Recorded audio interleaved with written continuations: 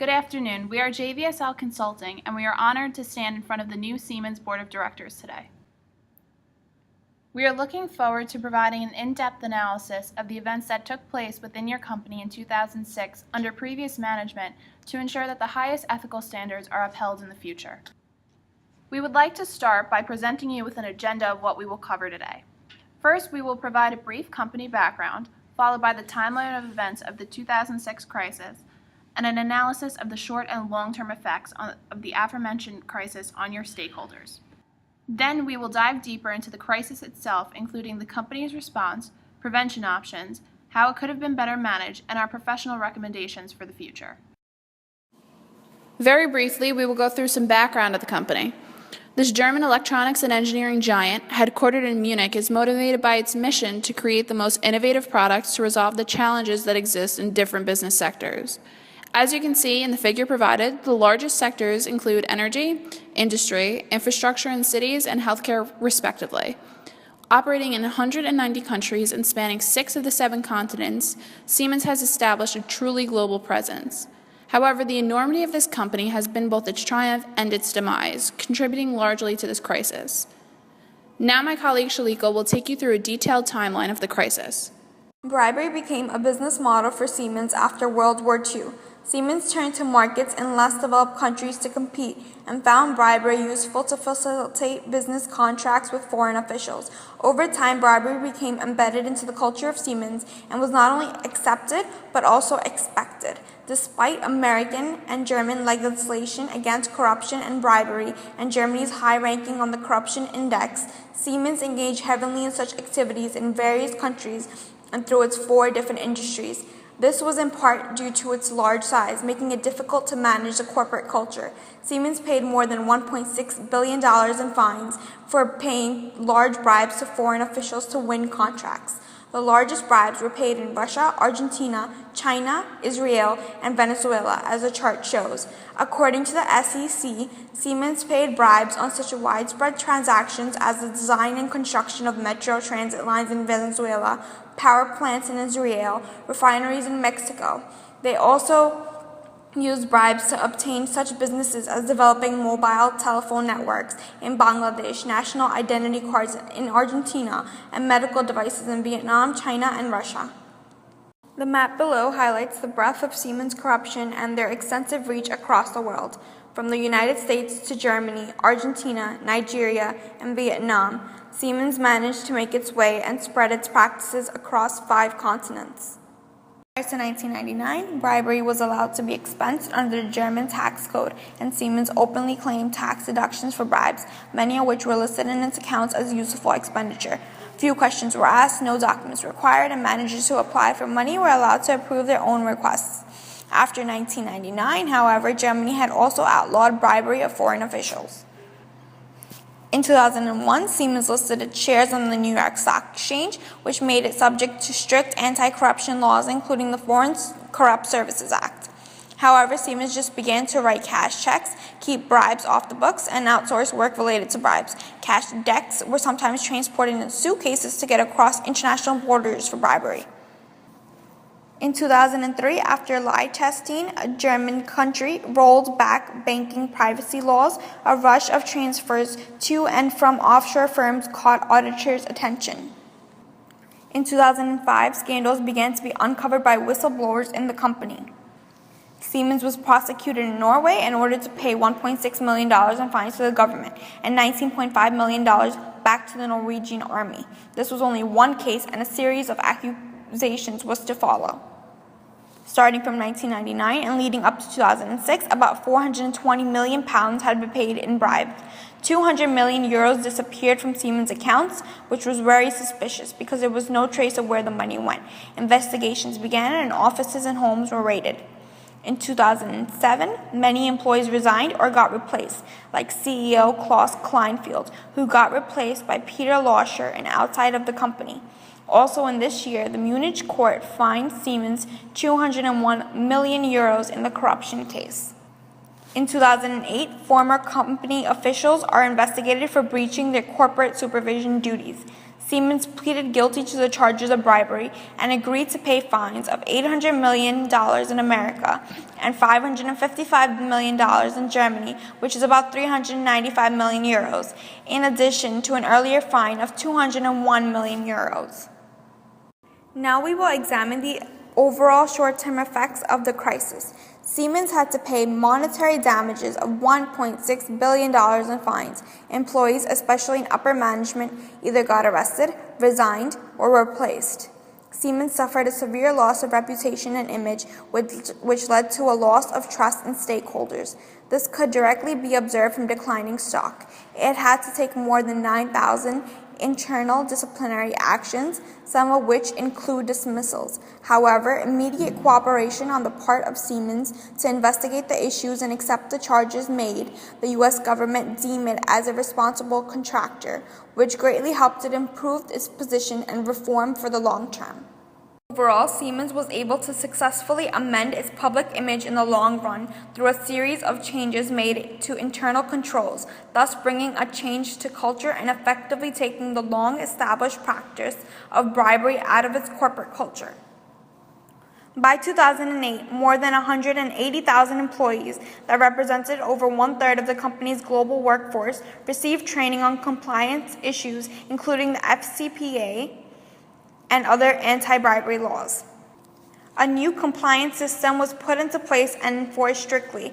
This demonstrates that Siemens no longer tolerated bribery. It also shows that Siemens is doing everything in its power to improve internal corporate culture, which gives a better impression of the company to its stakeholders and benefits the company's image. Siemens also renounced doing business in high corruption areas such as Sudan, which further sent the message that it will not tolerate corruption and is doing everything it can to improve. This level of cooperation and determination to change from top management at Siemens was a major driving force in upholding its reputation and allowing it to amend its reputation in the long run. And now, Jing will talk to you about the financial effects of the crisis. Let's take a look what are the effects has the crisis brought to Siemens. I'm going to begin with the short-term financial effects by looking at the stock price of Siemens during and after the crisis. As you can see, from May to October, Siemens stock price is relatively low compared to the price before the May and after October. The primary stakeholders affected by Siemens crisis are government competitors and Siemens employees. As a result of scandal, Siemens announced $128.4 million in deferreds and current income tax charge for past 7 years, lowering its net income from $55.8 million to $22.9 million. As Shalika covered before, in 2007, Siemens began to restructure the company that employees are replaced, such as the CEO. Since Mr. Kleinfeld became chief executive, the share price of Siemens has increased 20%, less than 56% surge in German blue chip DAX stock index over the same period. Mr. Kleinfeld announced to cut 5,400 jobs at information technology units, which equal to more than 10% of unit workforce. He took an even bigger step in June of 2007, agreeing to fold most of the remainder of telecom business into 50-50 joint venture with Nokia. With Mr. Kleinfeld's business decision-making, the company share price rose 3%, which has been underperformed among Germany's blue-chip stock. The scandal could have serious financial effects for Siemens. U.S. government warned Siemens that its wrongdoing could have a material adverse effect of Siemens business. Siemens could have banned from completing a public sector contract. This slide shows the movement of stock from the year of 2005 to 2013. This relatively shows the Siemens stock has slightly changed over the last 8 years. However, when we take a look at the company's annual revenue in next slide, this chart illustrates that Siemens has a stable business for most recent 5 years, from 2009 to 2013. Siemens has relatively flat revenue at range about 73 to 77 billion. Siemens crisis did not radically affect 2009's revenue, but it brought the enterprise has the least net income over the years. However, Siemens also made the most profitable net income in 2011. This slide is about General Electric, which is the Siemens competitors.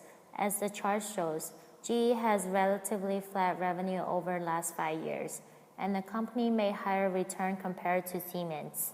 However, while we compare the net income, return on assets define what is the net profit will generate from the total assets.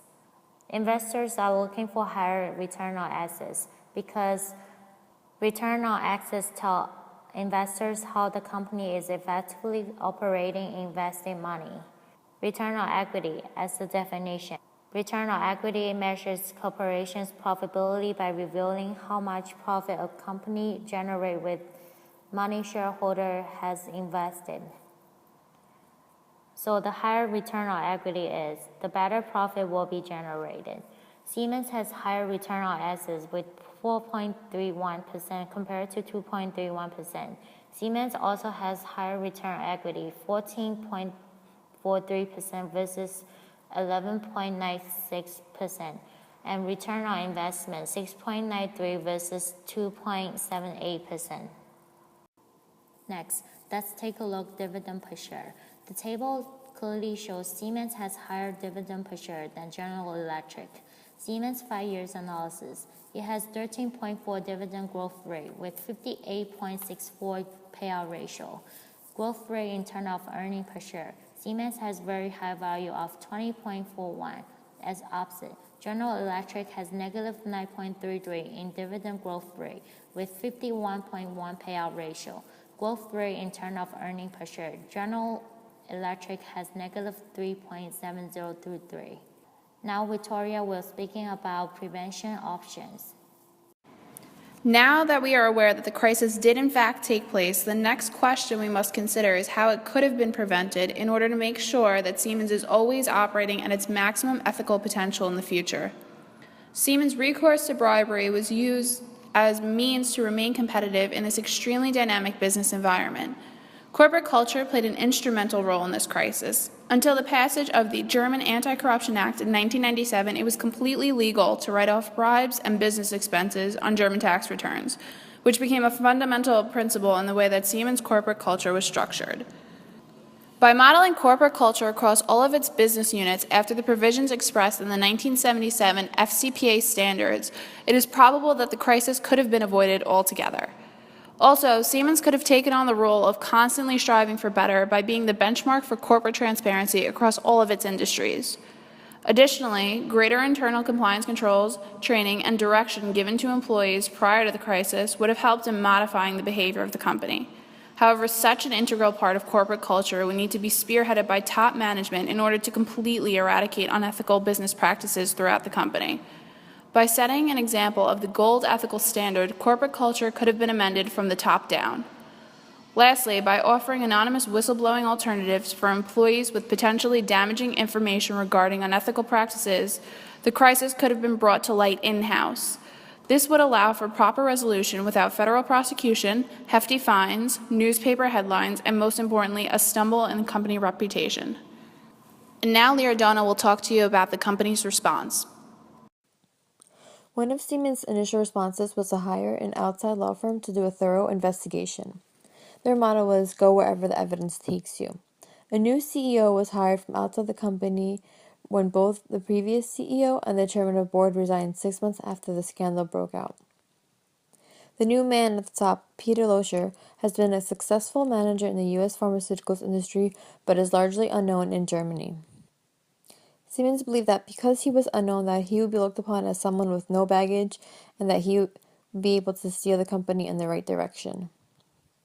As far as concerns for the employees, they were offered amnesty. Peter Loscher announced a month-long amnesty for employees to come forward explicitly excluding former directors. Around 40 whistleblowers gave incriminating evidence which extended the scandal's reach into the previous board. Those who did not ask for amnesty and were caught were prosecuted and fired. As previously mentioned earlier on, the company's culture was known to have bribery incorporated into their business model.